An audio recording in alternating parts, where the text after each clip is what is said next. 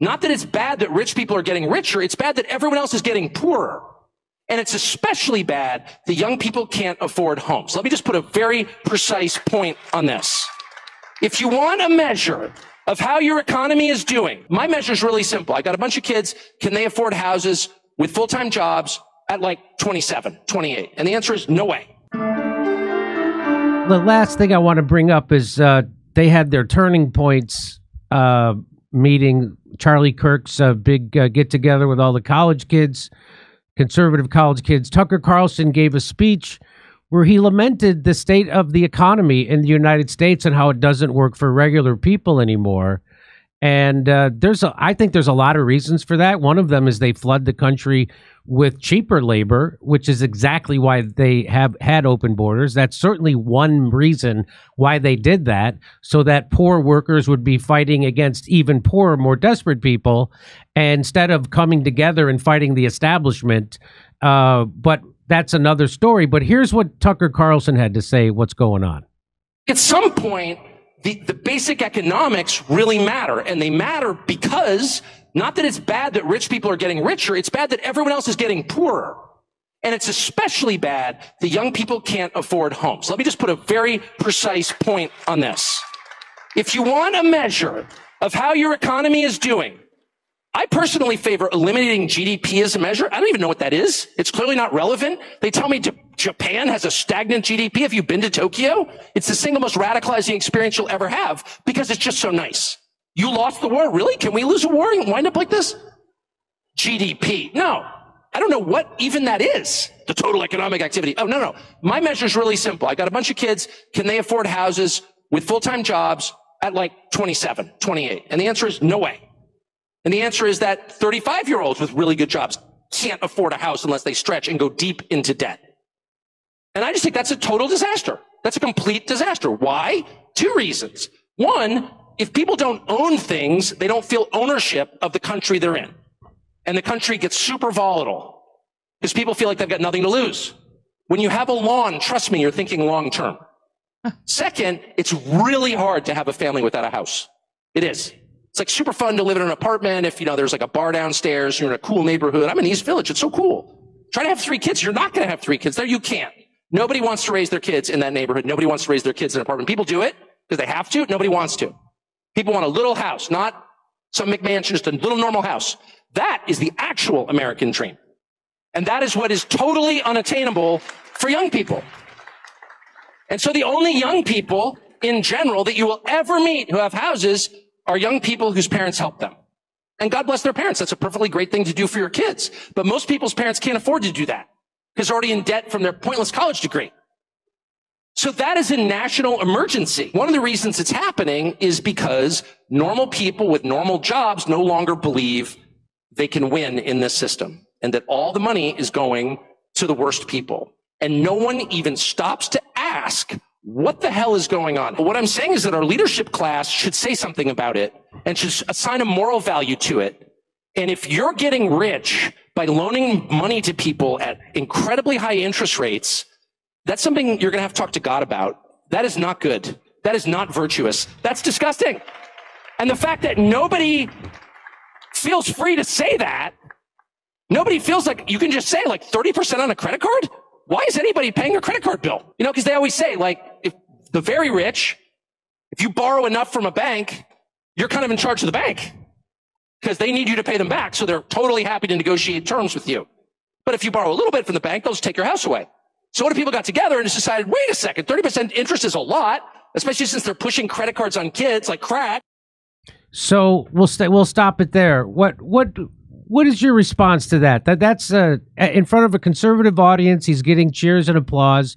He's had the leading conservative news show in America, still does. He's making that case. Well, and he's saying that workers are being exploited and the banks are exploiting them with 30% interest. What's your response to that? I believe that he's 100% correct in terms of home ownership. Like you have to have some skin in the game. I believe when you see the sort of anarchy, we see people running around out there. doing insane things like throwing a rock at an ICE officer, at a cop car, or something like that. Those aren't homeowners. You know, you need a little bit of, when you own a home, it changes everything. You go, I can't drive uninsured because if I get into an accident, I'm going to get sued and they're going to take my home. That's my highest asset. You know what I mean? Like, I totally agree. Home ownership, super important. And I believe there's probably a bunch of different ways. I mean, we should treat it like the Manhattan Project. You know, we just go, look, let's get everybody right, left, and center just to go at this. You know, I say it all the time. I said it yesterday. I know plenty of people live in Los Angeles. They make 35, 40, 45K a year. A decent home is $1.8 million. That's a decent home. That's not even a nice home. That's not, I'm just saying a safe and a safe-ish neighborhood. It's $1.8 million bucks. That's not a, you know, there's no pool with a slide on it or lazy river going around that place. It's just a safe-ish place. That's insane. And there's different ways to approach that problem. For me, as a former builder, I want to deregulate. I want to cut a bunch of red tape. I want to expedite a bunch of stuff, and I want houses being built. You know, and we make it too expensive and too difficult. I agree with him, handing out credit cards to dumb students who, by the way, were never educated about finances or compounding interest or anything. They were taught about the LGBT community and Black Lives Matter and the Trail of Tears, but they never got any kind of economic training whatsoever. To take those people and give them a magical credit card and have them rack up debt is predatory. 100%. I couldn't believe when I found out how they're giving credit cards to college people without an income. Right. And so that's just making sure that they have them in debt slavery forever, along with their student loans. I think I've said it before. I bet I went to college. I got a college degree. Waste of time. College is a waste of time for 95% of the people who go to college. If you're going there, you want to become an accountant, you want to become a doctor, you want to become an architect, okay, then you need to go to college. But most other people don't need to go to college, and it is just talk about a money funneling operation. That is the biggest grift in the world, and it's because one problem is that the government guarantees the money for it. Anyway, I just think I would tell people, go be a carpenter. If I tell my nephews, go be a carpenter, go be a plumber. Do you know what my plumber charges me when he comes to fix my fucking pipe? It is unbelievable. Those guys, and so there's lots of ways to make a living without a college degree that are better, and you actually have autonomy because you have a skill. You have yes, and you people need you. You know, especially if you're a homeowner, you need carpenters, you need roofers, electricians. You need electricians. Oh my God, right? You need plumbers. Yeah. Why do people pretend mechanics? Why do people pretend like those aren't important jobs? Those are super important jobs, better than most jobs you get with a college degree. Because they're elitist douchebags who only talk about education, but they're there to indoctrinate as well, and they can't indoctrinate the plumbers and the carpenters, so they don't like them. Yeah, so they decide that they're dirty or dumb or something, but they can't train them. So they don't like them. Do you feel like there's like somehow the handful of billionaires who actually run everything at the WEF, and do you have a feeling that they don't want people to own homes or to reproduce, and then we just chalk it up to incompetence, or do you think it's some kind of weird plan?